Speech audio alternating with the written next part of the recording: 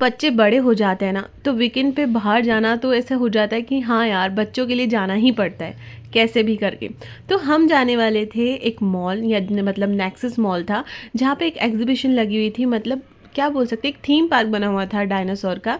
तो मैंने सोचा चलो काशवी को बड़ा शौक है, वो ये चीज़ें देखती है तो उसको दिखाया जाए क्या टाइप से बना हुआ है। और उसका लास्ट डेट था कल का, तो हमने सोचा क्यों ना लेकर जाए इसको साथ में, तो हो सकता है बाद में ख़त्म हो जाए।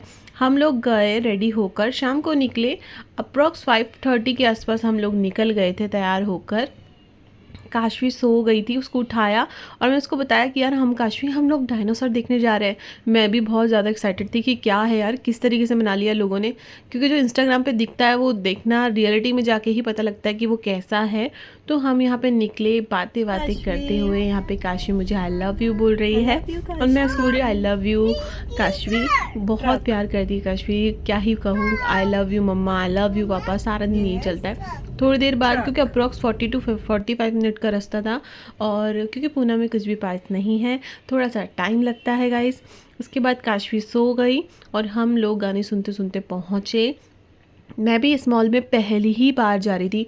बहुत सुंदर मॉल था गाइस, आई थिंक ये औंध में पड़ता है, बालेवाड़ी बानेर साइड। तो क्राउड भी बहुत अच्छा था यहाँ का, मतलब क्या ही कहना, बहुत प्यारा बहुत बड़ा मॉल था।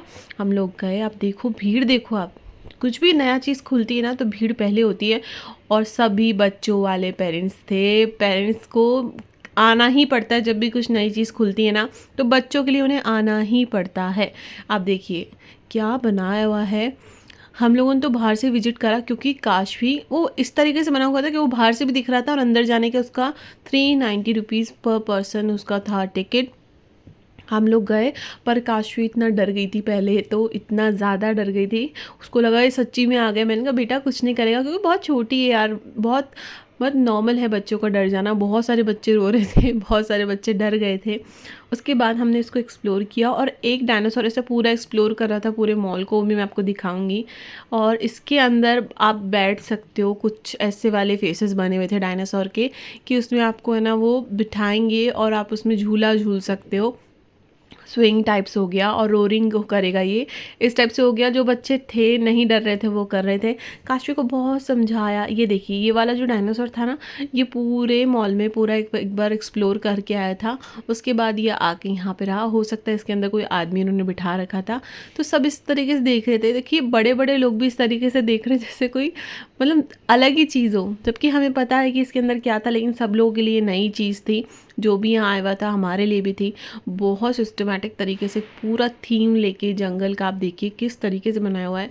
तो हमारे को तो वर्थ इट लगा जाना। इसके साथ साथ हमें करनी थी शॉपिंग, क्योंकि कुछ ही दिनों में हमारी आने वाली है एनिवर्सरी, तो उसके लिए हमें करनी थी शॉपिंग।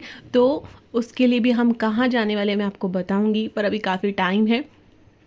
तो सोचा साथ के साथ ये भी हो जाएगा। मॉल्स तो घर के पास में भी थे, लेकिन ये यहीं पे था तो हमें आना पड़ा यहाँ। इसके साथ साथ हमने मॉल भी घूम लिया, शॉपिंग भी कर ली और इसको भी इंजॉय कर लिया गाइस। काशवी किस तरीके से डरी हुई थी, वो अपने पापा के लिपटी हुई थी काफ़ी। मैंने उसको बोला अरे देखो काशवी कितना अच्छा है, कुछ नहीं होता, ये जो टेल इसकी मतलब इधर उधर हो रही है। तो मैंने उसको बोला कुछ भी नहीं होगा, देखो मम्मा टच कर रही है, काफ़ी समझाया उसको, लेकिन नहीं मानी। लेकिन बाद में जब हम लोग शॉपिंग के लिए ऊपर चले गए तो उसको याद आया, मम्मा चलो चलो डायनासोर के पास चलते हैं, कुछ नहीं होता कुछ नहीं होता। फिर उसने मुझे शॉपिंग ही नहीं करनी दी, मतलब जितना हो सका हमने करी, उसके बाद नहीं कर पाए हम लोग।